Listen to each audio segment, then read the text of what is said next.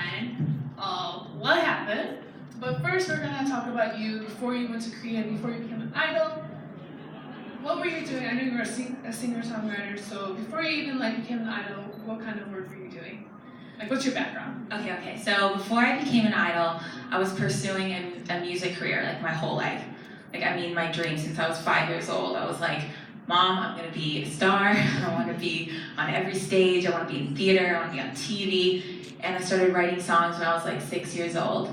And from there, I got a record deal with Def Jam, and I got a publishing deal with Sony, and I started just working in the U.S. industry. Mm-hmm. And then I was also modeling, so I did quite a bit of that. Macy's, Dillard's, 17 magazine, a bunch of stuff, lots of commercials, things like that. And I wasn't expecting K-pop to come knocking on my door, out of nowhere. Yeah. So when it did, it was a no-brainer, but my whole life I was just thinking, okay, I'm gonna be in music, but I didn't know K-pop was an option. Hi. Hi. So how did you actually get the, sorry, I'm kind of rusty at this, please bear with me. How did they come knocking on your door? How did they happen? I'm gonna hold this, because I don't like bending. Okay, so I was actually, I was writing and I was in the studio in Los Angeles, working in another room, and then I was walking out to the kitchen, per usual, in the studio, and there was I heard this beat coming from one of the rooms. They had their door open, so I just kind of playfully popped my head in and just kind of said hi and was I like this beat, and freestyled a little bit to it, and just messing with them, and then waved goodbye. And then from there, it turned out that was a session for Rania. They were doing a song camp. Yeah, and so the A&R from that session basically chased me and was like, hold on, who are you, and do you really, do you rap, or, what do you do, and would you be interested in joining a K-pop group? And he was like, do you know what K-pop is? I was like, yes. Do I? And from there, it was a matter of a week. He put me on a Skype call with the boss, the CEO of the company. They had me sing, they had me dance, they had me rap. They looked into some of my past work. They really liked, I did recently I've done the Jamie Foxx, Chris Brown music video. And so the CEO of the company, he really likes that kind of oh, she worked with this person, she worked with that person. And Britney Spears had recorded one of my songs. He was like, okay, so she works with... You said Britney Spears? What's up? It didn't, okay, it's really sad. It didn't come out. It was called Criminal. But still. Yeah. It was at that time too, Britney was... Yeah. She was my idol. Yeah. So he heard all that stuff and he was like, yes, let's do it. So then within a week, I was just out in Korea getting ready. Yeah. So did you know anyone in Korea before you went, or you just went? No, I didn't know anyone. You're the only person who reached out to me. Well, thanks, Whitney. Okay, so when you went to Korea, did you know that about the idol life and being a trainee and all that kind of stuff, or? Yeah, I had an idea. You guys know that training is really hard, right? Okay, whatever you know, multiply that by 10. It's really intense. It's really hard. It's really a severe lack of sleep and a real lack of just basic human, So I knew what it was like, but getting there and seeing it and being a part of it came out of nowhere. It still caught me off guard, even though I thought I knew what I was in for. So did they tell you before you even started, you're gonna do this, or this is the concept we want? Did you really know what you were getting into, or was it just was it kind of vague? Because in Korea, it can be really vague, but did they give you details hey, you're gonna be a leader, you're gonna do this, you're gonna do that? No, it was really vague. All I knew is they actually told me, okay, so you're gonna come out, and they had me before I came out. In that week, I wrote my rap for Demonstrate, and I wrote my rap for Make Me Up, actually. And then I sent that to them, and they loved it, and they were like, okay, we're good to go on that. So you're gonna come out, and we're gonna look at you and decide, you're gonna dance, and all that, and we're gonna assess basically if you're ready to come out for a demonstrate or if you're gonna train for a bit and come out on the next song. So I went there with the idea that I was a trainee. Basically, in my head, I was thinking, okay, so I've been accepted into a company, but I didn't think like, oh, I'm immediately gonna debut. Yeah, so then like it was maybe a week or 10 days after I got there that I actually debuted. So you were just training for 10 days? Yeah. Oh my gosh. Yeah, it was crazy. It was really unexpected, and when they told me, I danced with them for the first day or two, and then they were like, okay, you're good to go, you're gonna debut. We're debuting on, was it Mnet? I think it was Mnet. Maybe M Countdown, yeah. And I was like, oh my gosh, I was so stressed. Like that whole 7 days, whatever training they were putting me through, I was working like triple time because I was just like, wow, they were trusting me. Like they've been working on this for months. Like they've been doing demonstrate practices for, I think, about 3 months before I got there. So I was not trying to come in and be the weak link in the story. So, and at that time, I wasn't in the choreography, and I understood because I was like, okay, they can't shift it that quickly to like put me in formation-wise. So that was cool at that point. Yeah. Okay, so what was like training like? Was it just like all day singing practice? It's like 6 hours a day, every single day, like holidays included, and like Christmas, like holidays included, 6 hours a day. And it's basically like you get there to practice, it's dance practice, and you sit in the split for an hour, and that's... What? You sit in a split? Yeah, for an hour? Yeah, what you're supposed to do, we're supposed to come in. I'm actually gonna, tell me if you like this idea, I was gonna do like a little YouTube series on like a K-pop training boot camp, like if you were wondering how to actually train for K-pop. Would anybody be like, would that? Yeah. Okay. I wasn't sure, because I don't know, because it is kind of hard. So I was like, I don't know if people are gonna want to do this thing. So yeah, so you get there, do the jumps, like vertical jumps, kicks, and then the head and the arms. You guys know about that stuff, all that, getting them all sharp. So you warm up, and then you sit in the split for an hour, and then after that, dancing, singing, dancing, again and again and again and again. Yeah. Wow. It is a lot. I had a question. You might notice I didn't say food break. Yeah, that was my question. Did you get to eat? I made eating a priority for sure, but eating is not made a priority. I will say that. Is it because it's the diet, or? Yeah, everybody's extremely weight conscious, and I guess I was considered pretty big in Korea. Size 2, really pushing it there.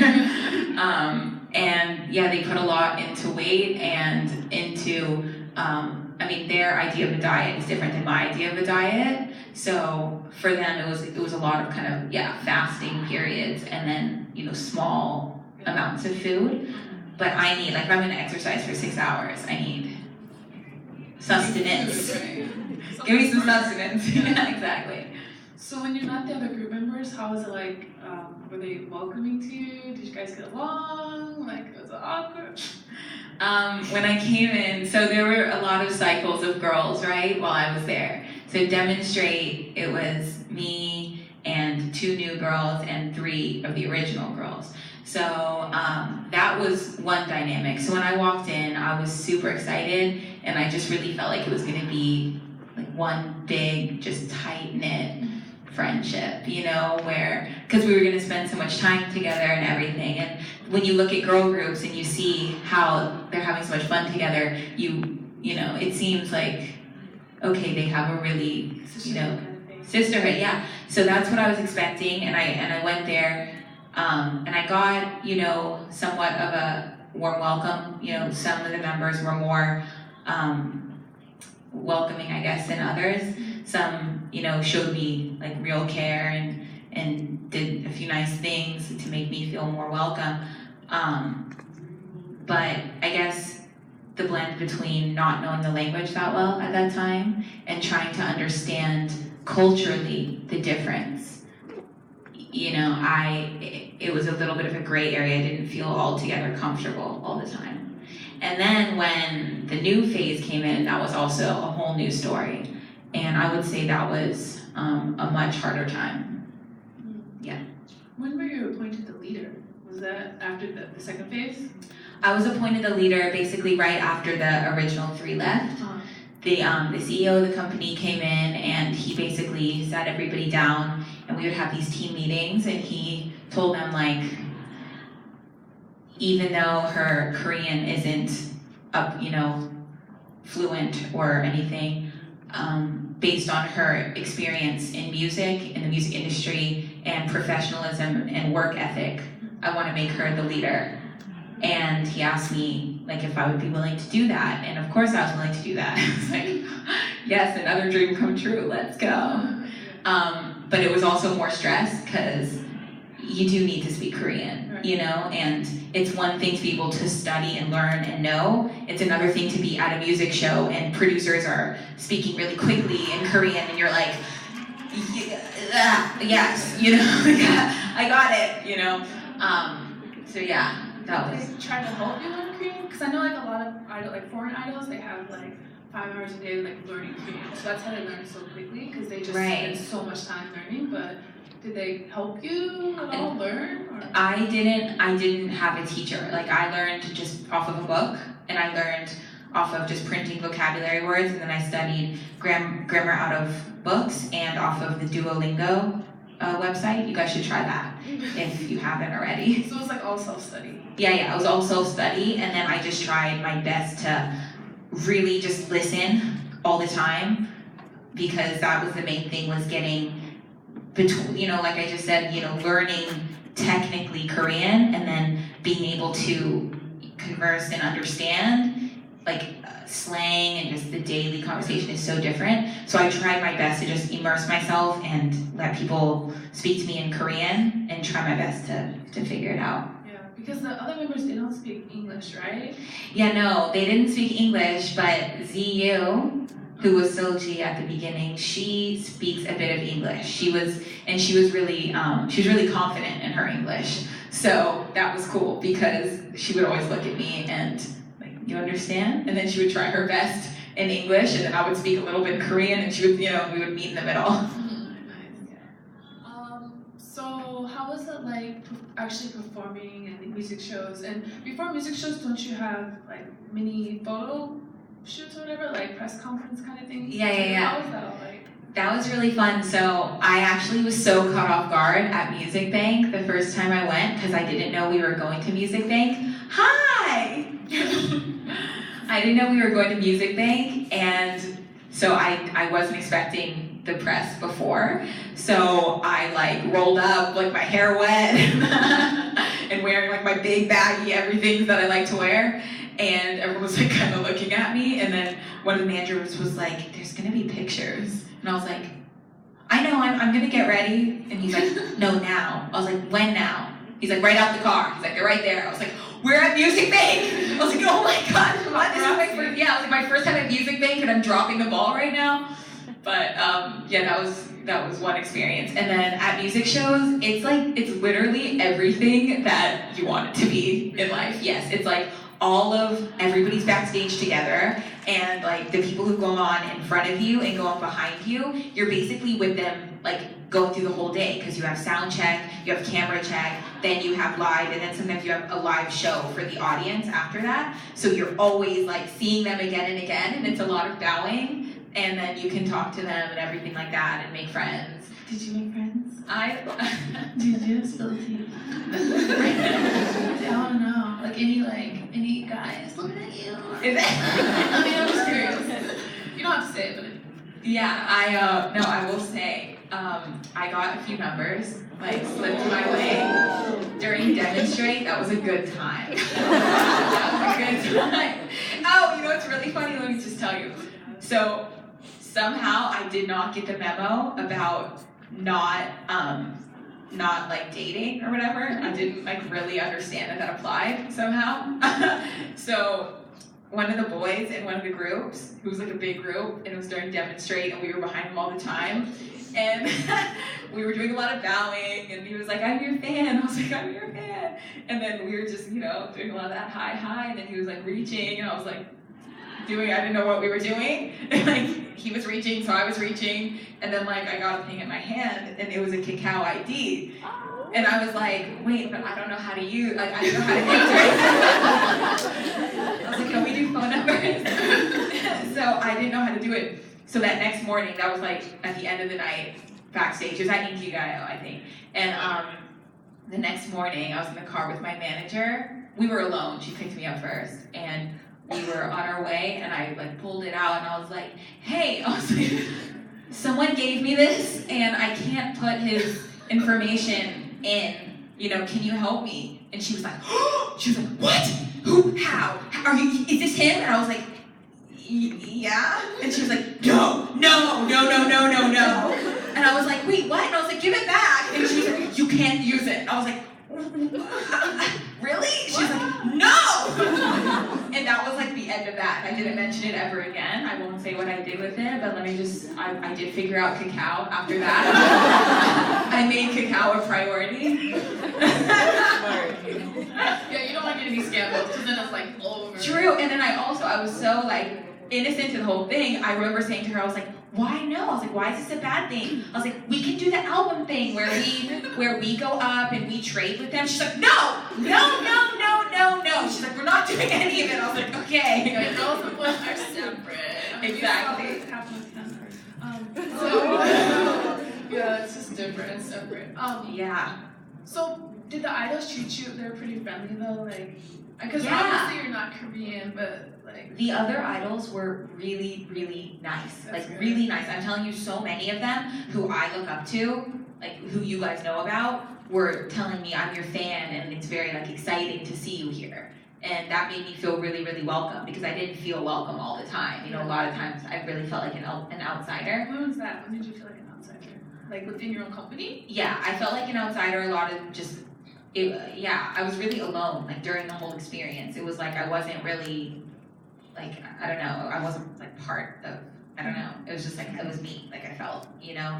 And then a lot of times I felt like people, like like the worst thing for me honestly was like at hair and makeup in the morning. Yeah. I felt that made me feel awful consistently. Like it was pretty much a disaster every single morning because at first they were going to do my makeup and then it was like I kind of found them putting it off on one another. Like so-and-so didn't want to do it and then they were like, oh, can you do it? And I'm like, oh, can you do it? And then that started to make me feel uncomfortable. And then with my hair, they were like, you don't know what to do with this. And they were like tearing the curl, like literally like ripped. And I was like, whoa, okay, we cannot do that ripped. I mean ripped.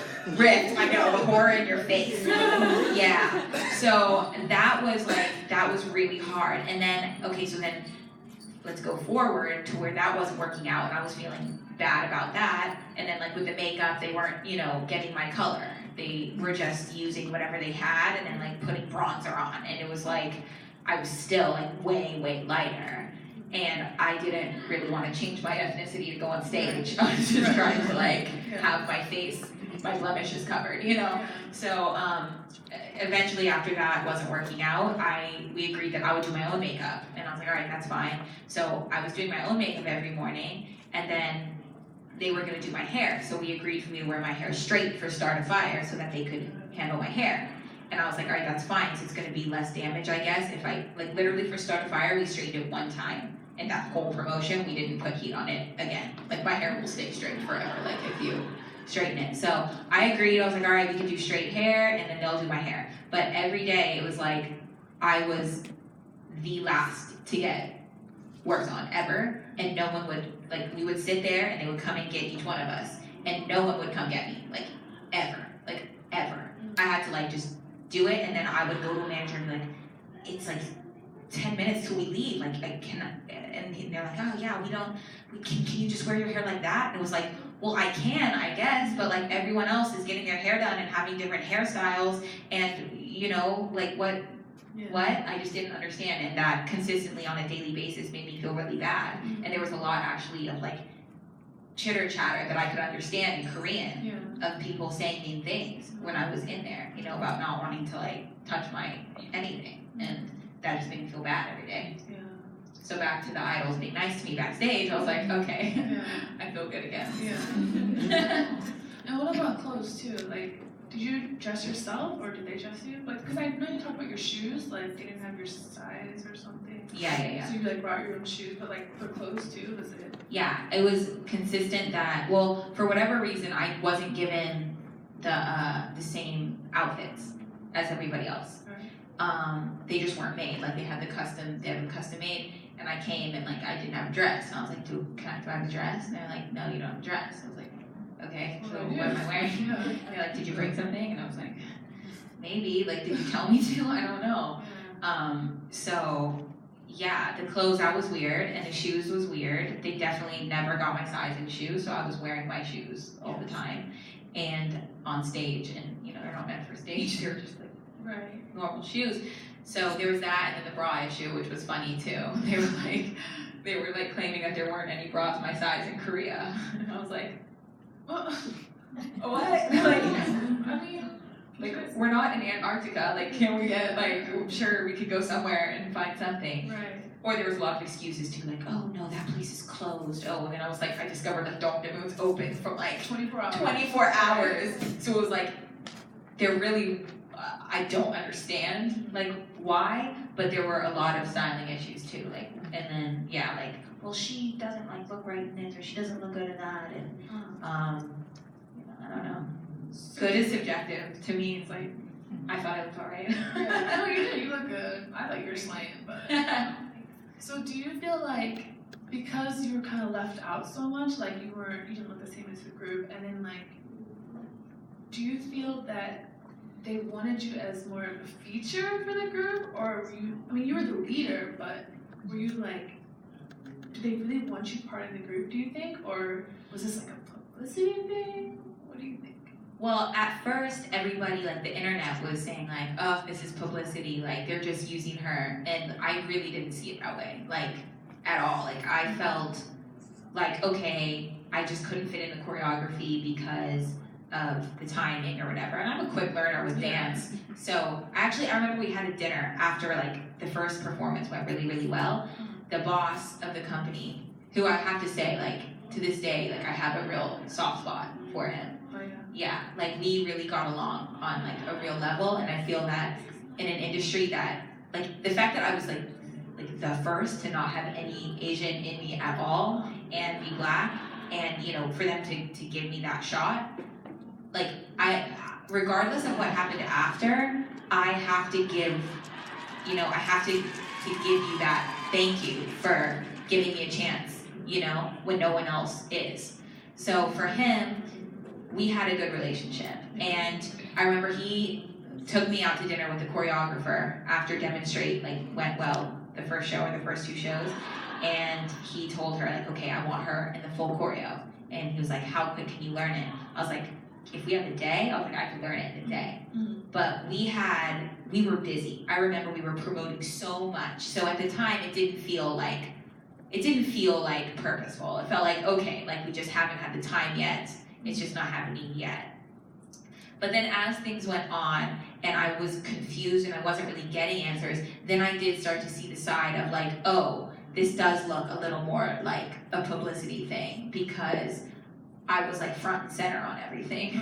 You know, I was like front and center on pictures, and then as soon as I'm on stage, I was like gone after a minute. And so people were confused, and it was like, I didn't know what to say. You know, they're like, oh, can you not dance? Or like, oh, can you not learn choreo? And it was like, well, I can, but like, I don't know. Like, I don't know what's going on.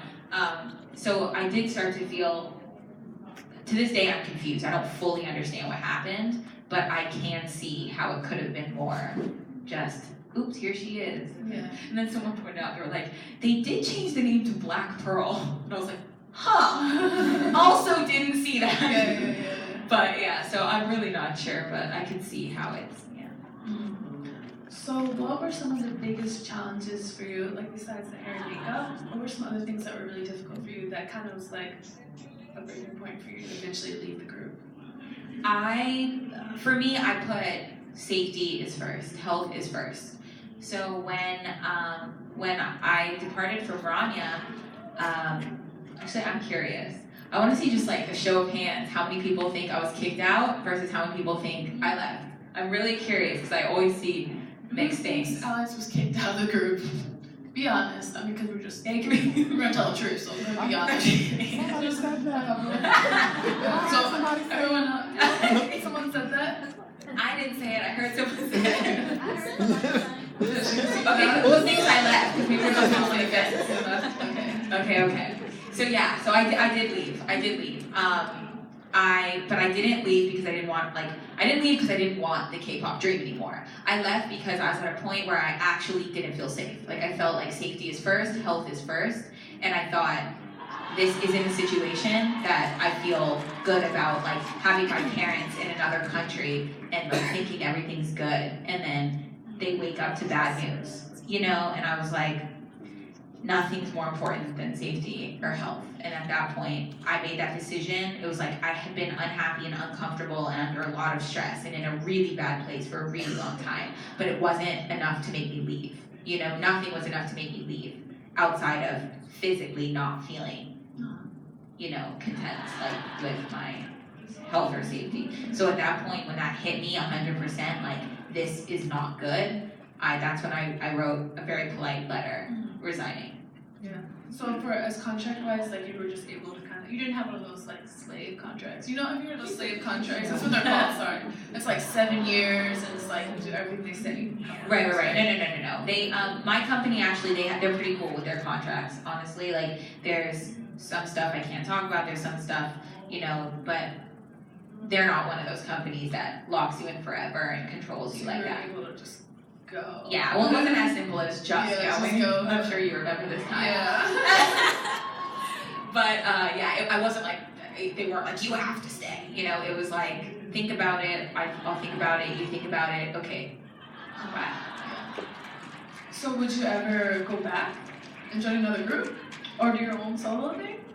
Okay, so I would definitely go back in the right situation. And as soon as I left, actually, I did have, like, people reached out, and I've been in touch recently too with different companies out there. And for the right situation, I would definitely go back because I think there's so much space for it to be done right.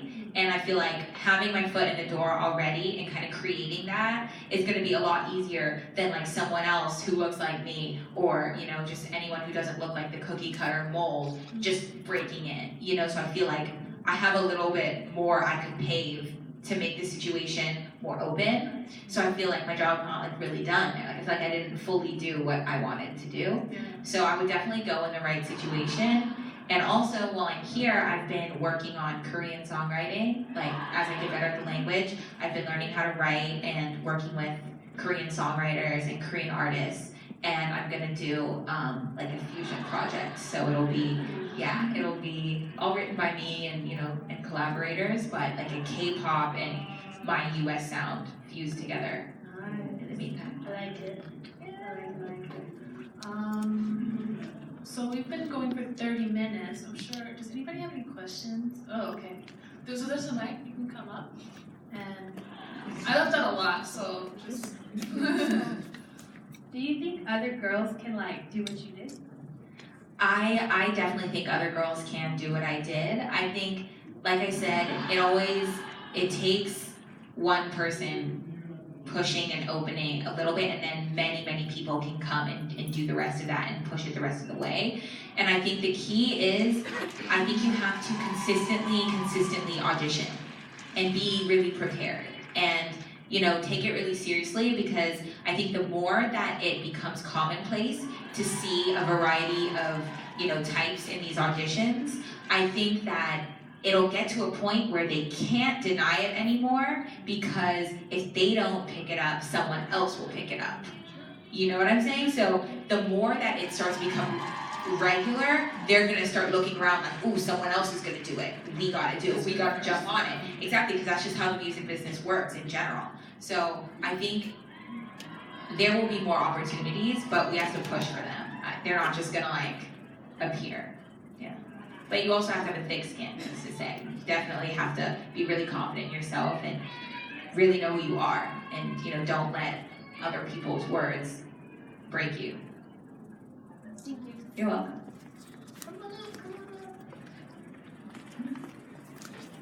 So what was your daily life kind of like as a trainee and when you were promoting and stuff too? Because I know like you don't get to eat a lot or don't get to sleep a lot and stuff. So what kind of was your daily life? So daily life was during demonstrate promotion, I did not know it hit me. Like, I was so tired. I can't even tell you. It was like getting home at midnight, getting up at 4 a.m. and doing that for a month straight. Like, and then when they would have days off, I didn't have days off because I was filming like My Neighbor Charles and I was studying my Korean and I had other engagements like press stuff and things like that. So I like never had days off at that point. And I feel like, whoa, like I got hit with like, I felt like I got hit by a bus. Like when I got back to America, I was like, what just happened? That was crazy. So the daily schedule was basically like waking up 4 or 5 in the morning, going to hair and makeup, doing one's own hair and makeup, and then going to the music show, doing your sound check, doing your camera check, and then there would be like interviews or outdoor fan meets and things. So you would go run, do that stuff, get back, do your show for TV, and then do the show, and then usually go to the practice room again and prepare for like your next whatever you have going on. So it would be like a couple hours after that. And then during training, my schedule was get up, stretch. Oh, so as you see, I didn't really mention eating. Eating is when you say, I have to eat. Like, is when you kind of have to push for it. Be like, I need food. And I started just cooking my own meals. So I would bring in like my own Tupperware. I was like that one carrying a lunchbox everywhere. Because I was like, I cannot live off of like jellies and chips. So I was like cooking my own food and I stopped eating meat too. So I had to definitely cook my own food. And so that's as far as eating goes. And then training life is just, it's like all just around the clock. Like you wake up, you stretch yourself out because you're sitting in splits, but that's not stretching the rest of your body. So before you get to practice, you want to be like fully stretched. So you want to feed yourself, stretch. Well, I practice my Korean, singing practice, dancing practice. Yeah, and then it's nighttime when you go to sleep. And then for the eating, did they ever tell you like you need to diet, you need to lose weight, or were you kind of having more flexibility with that? My company was more flexible with that. I think like the choreographer like was more strict on that. She would tell people they had to wear shoulders, like we all have to wear like sports bras to practice, and then she would like judge the situation and be like, you're big, like you need to, and like things like that. I wasn't really like that wasn't really for me. I was like, okay, like what am I supposed to do? Like what? I guess I feel like I was dancing that much and I was eating healthy foods, and for me, you can't force your body type to be something that it isn't. And then the stylist was like, yeah, your boobs are too big. I was like, oh, what am I really supposed to do? Like, do I need to get a procedure done to like, what do you want from me? But I think I got like some, comments, and I did actually, like, I could hear people saying things in Korean, like I could understand. I was like, okay, I think I'm big, that's fine. Thank you. Hi. Hi.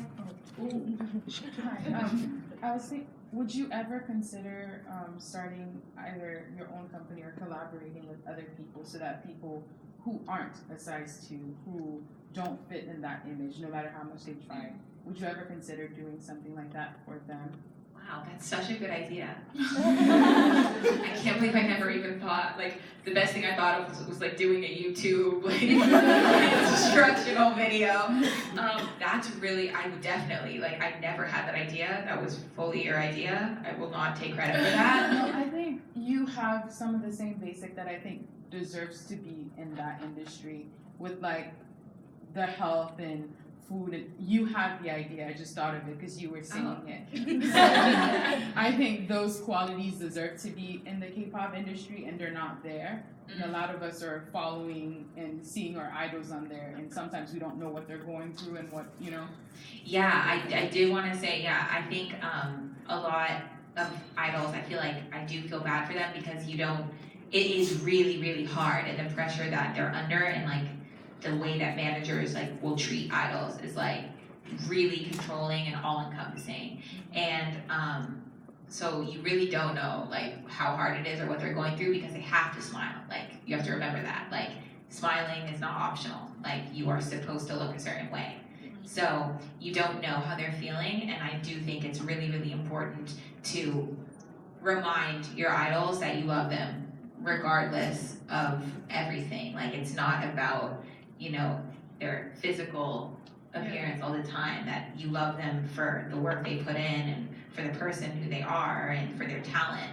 But yeah, back to your company idea, that's so good. And I think, yeah, we should really do it. And I think especially now, I feel like times are changing and shifting into a place where there is more focus on, you know, acceptance and loving everyone. Like, we're not there yet, but I feel like in the world, I see a trend going that way. So I think, I mean, now is better time than ever to go there. Yeah. Thank you. Of course, thank you. Hi. I was just really curious for something like that because you've mentioned about styling and your hair and everything. So I was wondering, what kind of products do they have in Korea, and how do you like deal with that? And where can you find it? Yeah, I wish I had a better answer because I feel like I didn't ever quite find the products.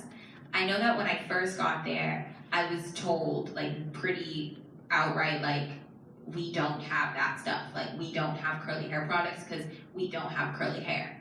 But then I would like, when I finally got to go places, I was like, wait, this is curly hair. Like, there are, you know, there are options. They didn't work that well. Like, when I tried them, it was like, no, not quite. And so I just kind of like stuck with, like, when I would fly to America, that's where I would get my beauty goods and like as far as hair goes, and then bring them back. So I really can't, I don't have a really good answer as far as like a good hair product. Thank you. Thank you. Hello. Hi. I have 2 questions. One, are there any companies that you would recommend auditioning for over others? Hi. Yes, there are. Hi. I think JYP is really good. Is really nice. I've heard like Have you been to yeah. Really nice. And I like, from what I know from the way that they train, they're actually like with the weight stuff too. They're not like demanding like lose this much right now. And you know, it's a healthier thing from what I know. And I think I've heard, you know, SM get a bad rep on things. But from you know, I can only speak personally, and you know, I think SM is, you know, pretty good actually. Yeah, as far as I don't think they're gonna damage your psyche, like in every case. I mean, it's not an easy business, period. But after I've talked to like all the companies, and I think the vibes that I got, you know, I think JYP and SM gave me good vibes, really.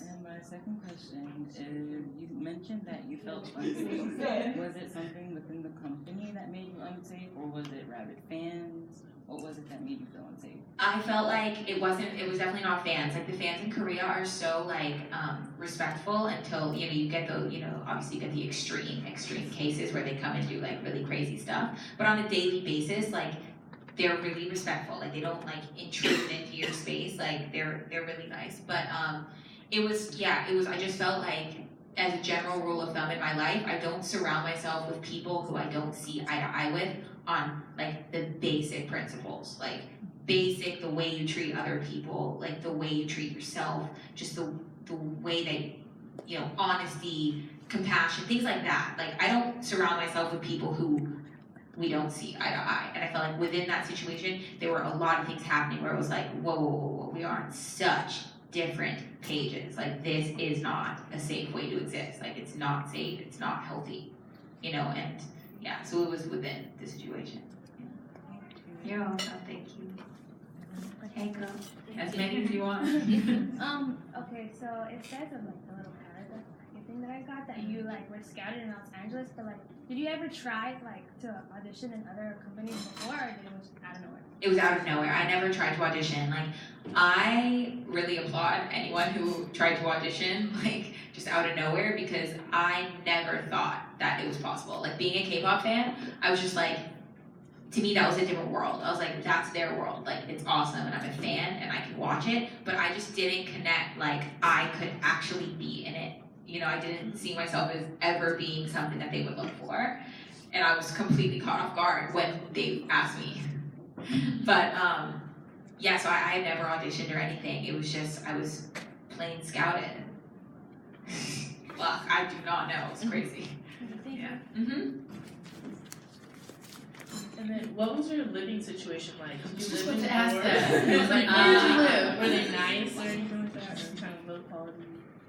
Yeah, my living conditions were actually, they were nice at first. Like, they were really nice. I was super, super comfortable and everything was good. It wasn't until things started like breaking down to where it was like, what is going on here? Where I felt like it was actually a tactic where it was like kind of a tactic being used to make me uncomfortable at a point where it was like, oh yeah, you're here now. I was like, oh. So were you in dorms or? I was not. I had my own apartments, and then during Start a Fire and Make Me Up, we had like a really beautiful big place and we all lived there and it was very, very comfortable. But the other girls, I think they were living like dorm style. Yeah. Back again. Hi. Do you think that Korea is becoming more accepting like to diversity in like K-pop? I know that honestly, like the Korean fans, their reaction to me was really, really nice. Like they were really nice out there, and every time like they found out, like, oh, you're an idol, they were like, 진짜? Like they were excited, and it was like they couldn't believe it. And they were looking it up, and they were like, this is so cool. So I felt like I didn't feel that they didn't want me in there. Like, you know, fans, I felt completely welcome, and I think that it all for them, it just came down to talent. Like, did they like what you're doing? You know, and I don't think they were basing it off of skin color. I think they were definitely just accepting if it was good, it was good. Yeah. I remember reading comments like before your debut, and they showed your picture, and the comments were like, "Oh, she's so pretty! I can't wait." They were really positive, and I wasn't expecting that, but everyone was like so excited for her to debut. It's like, I'm gonna wait for her, and all That's this so stuff. nice. Yeah, like there were so many Korean fans. They would hold up like they had signs and everything, and like they would cheer so loud when I would come on stage because you know I was going off and on all the time. So when I would like come on, every time they would go crazy and get loud, and I mean that was just one of those things where I felt like it was like I would feel unwelcome, and then something would make me feel good again. And the Korean fans really did make me feel welcome. That's awesome. Yeah. I just want to say that you're my inspiration. You make me so inspired, and I love you so much. I love you. Thank you so much. That means a lot to me. Thank you. Hey. Hi. If you're able to talk about it, was there something that happened? Like, was there a certain breaking point that gave you told you to leave, or was it just an accumulation of like everything that was going on and how you were feeling? Yeah, so it was the accumulation built up, and it was a real sharp, build up. It was like, whoa, this is horrible. And like the last time that I went to Korea, like I was getting to the airport and I couldn't stop crying. Like when I was leaving, I was just crying, and my ride just kept going around in circles around the airport because I didn't want to get out of the car. I just knew it was bad. I was like, I don't want to do it, And I just had that horrible gut feeling that it was just gonna be so bad, and it was that bad. And so then, yeah, something did happen. There was a breaking point. I can't really talk about it right now, but I do want to say that I've been writing a book about everything, and it's pretty far along, so that'll come out, and when at that point I'll be able to share, a little more about the situation. Yes, thank you. Here's a good question. Do you keep in contact with any of the girls or anyone in the company? I keep in touch with Johnny. Who's that? Does anyone remember Johnny? You remember Johnny? Johnny Dunn? Huh? No, he was my manager. I love Johnny. I used to he was in all my videos all the time. Me and him had the best time ever. But he actually left the company before I left the company. But me and him still keep in touch. He actually just messaged me and he sent it back. But that's it. That was it. So how did you guys meet and become friends? Let me just say this. I really need to make this clear. Whitney, she seems like the nicest person in the world. Go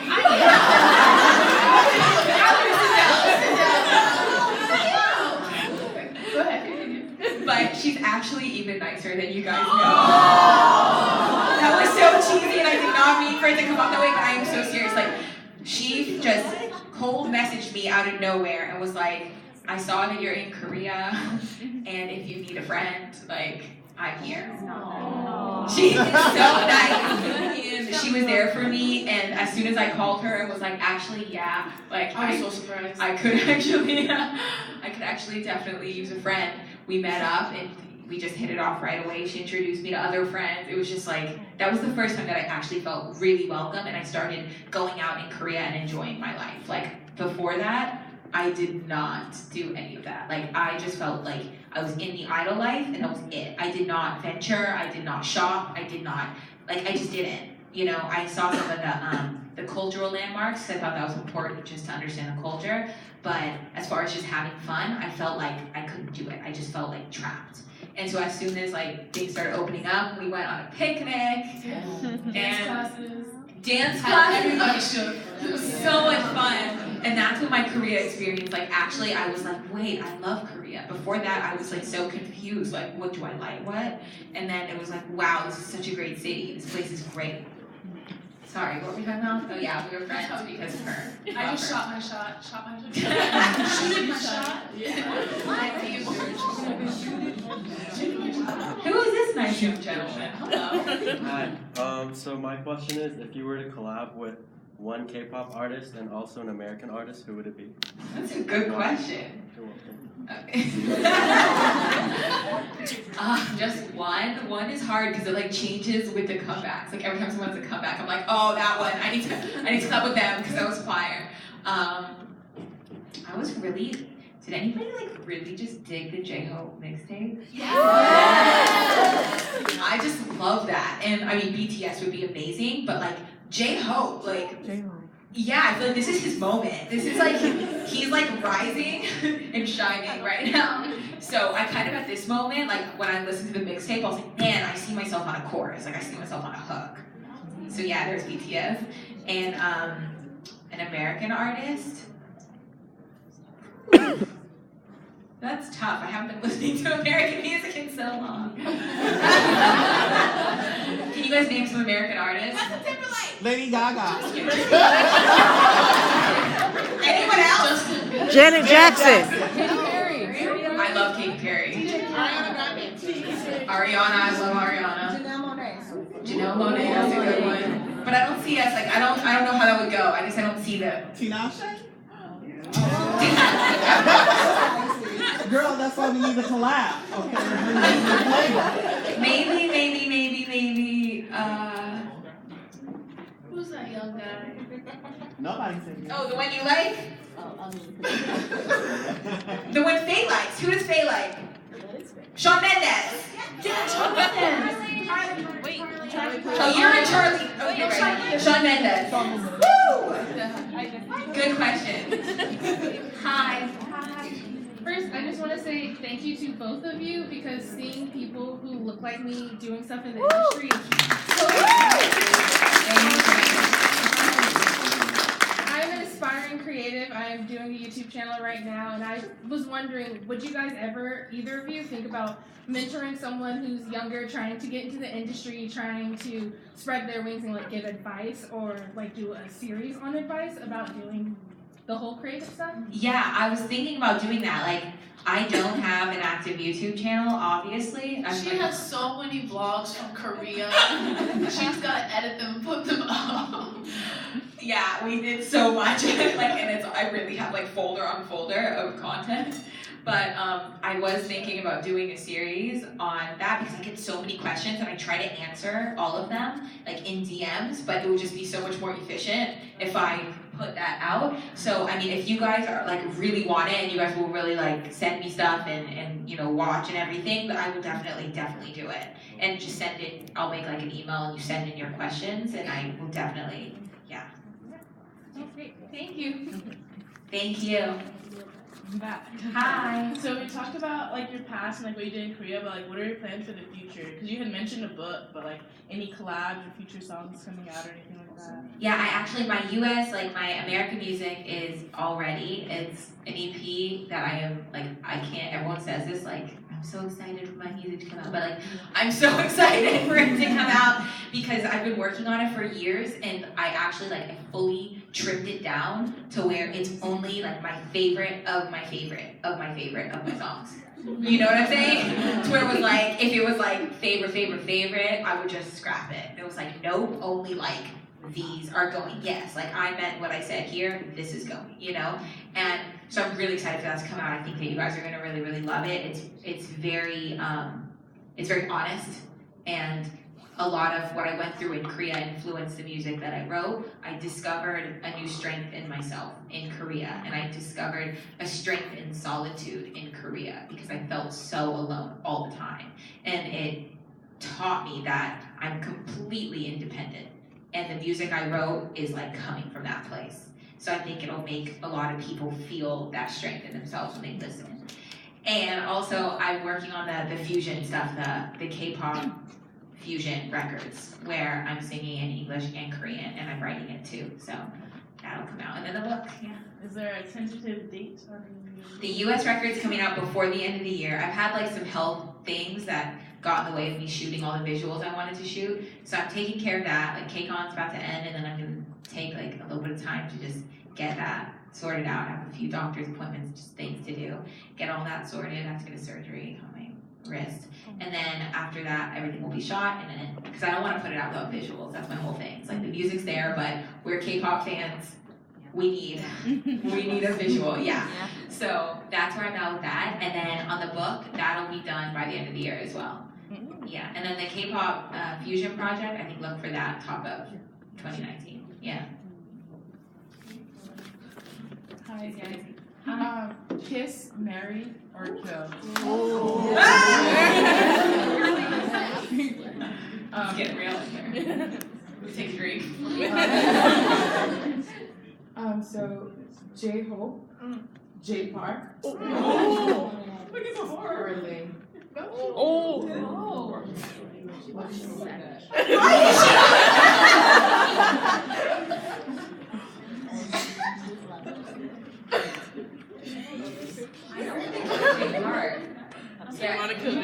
Need pictures, just I'll put them in order. Don't leave, don't have that kind of thing. Don't even look at me in the eyes while I do this. Well, let me get a poll from the audience. Kiss? Here's Jake Park though.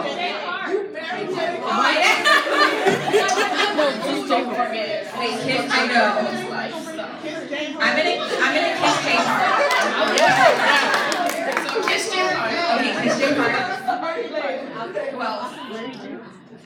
Show me some pictures, the hot pictures, so I can really... Yeah. Okay, we're having I would. Here's I would marry all three. I would. You should marry him. I'm gonna marry him. Yeah. I can't kill J-Hope. I just said I want to work with J-Hope. Oh, no. Can we do kiss, marry, kiss? This game is a lose. I'm gonna kill Jay Park. I don't want to kill anyone. Who am I supposed to kill? Wait, what? I'm killing this question. Bye. Thank you for that loaded question. This will be the last question. Oh, hey, girl. You have a question? I do. I'm scared. She told me that she was gonna like come in here and mix things up. Juicy stuff was answered. I'm sorry, what? It said all the juicy stuff was answered. So It was a little juicy in here. Did we spill? Did we feel? I feel like the artist. Come on up, Cheyenne. Okay, go ahead. If you could bring back one disbanded girl group and be a part of it, which one would it be? Thank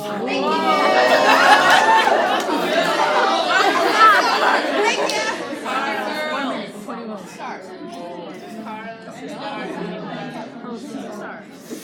Yeah, that was hard. Yeah. I was thinking, yeah, but no. No, but sister is sexy. Alex is low key sexy. Like if you know her, she's super sweet, but she's sexy too. So, Yeah, low like key. you really fit in. 4 minutes. Okay, I'm gonna go 21 because 21 was like so groundbreaking for that time, like, and still, and I really think like, I mean, fitting into that mix, I feel like you have no choice but to like rise to the occasion and like be like a true queen at that point. So I'm gonna have to go 21 on that. That was a good question. I love your butterfly thing so much. Where is it from? Michael's. Really? Yeah. Go you! Did you put a clip or did it come No, with? it comes with like a little adjustable, like kind of what do you call it? Like a metal rod type. Okay. Thing. It's really thin though, so I just put it into my hair. Like a hairpin. Kind of twisted it up so it's stay. Go you! I love creative fashion. Word. I love your song, Good Shit, by the way. Sorry for the Thank you. Okay, I just was wondering, like, your opinion kind of on, like, the genuineness in the K-pop industry. Because I've been a fan of K-pop since 2012, so that's, like, a interesting, like, era of, like, TPM and, like, Big Bang and, like, all the bigger, older groups. Oh, yeah, Big Bang. And I feel like as time has gone on, like, with K-pop, and, like, I've just kind of noticed more, like, I just kind of got in touch with reality and like how people are actually like in the music industry. Yeah. And I recently like went to Monsta X's concert and they were talking about like, oh, how much they love us and how much they care about us fans. Yeah. And they say a lot of things that like seem like they're really genuine and like they mean it and stuff. But I also have this side of me that's like skeptical about like how You're trying to be a realist. I get it. Yeah, and like who they truly like really are. Because I want to believe it because I love them and support them, but at the same time I don't want to like. Yeah. You know. Okay, so I got like a nice heavy dose of reality versus my K-pop dream, you know? And I will say like the one thing that you never could doubt is their love for the fans. Like that's what like for sure 100% is real because a lot of times that's like the only thing that makes you smile that day. You know, it's like you have the worst day ever and then like you get out there and they don't know what you just went through and they're just happy to see you. So the last thing you want to give them is like, you know, like, you know, so like when you feel how they feel, it really like lights you up. And from what I've experienced out of the idols, I've seen like, that's what I've seen and that's what I've heard is that their fans like really get them through. And then who they are, you know, people are people, and so you're gonna, you know, there's gonna be people who you would get along with as friends and people who you would not necessarily. I will say, like in K-pop, the egos are a lot lower. They're a lot smaller than they are out here. They really are. Like when it comes to idols, like I feel like on the business side, like the egos are like huge. Like yeah, we run this thing. Like do what we say. But like the idols are super humble and. Because that's how we're taught, that's how they're taught. Like in the training process, you know, they're really made to know their place, like that they're replaceable, basically. Like they let them know, like we can cut you and we will cut you and there's a million more. And so they come up if anything, they come up a little less confident, you know?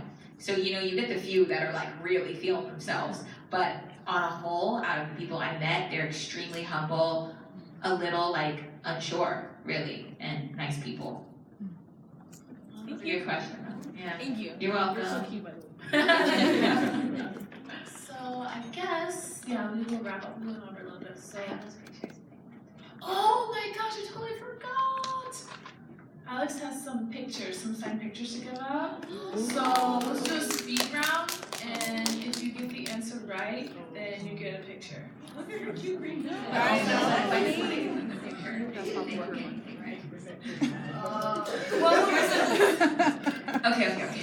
Okay, so ask a couple questions.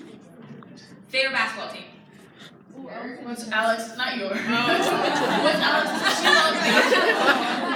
So what's Alex's favorite basketball? Just go ahead and say it. Kansas Jayhawks. Hey! That one wasn't you, but that's okay. Come on up and get it. What's another question? What's my favorite color? I don't even know if I've told that before. Really? Blue. No.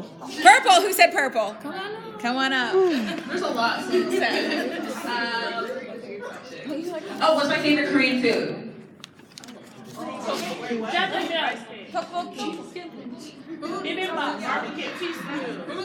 Okay, yeah, when I ate meat, it was bulgogi jokol. It was like one of my top 5 favorite foods in the whole world.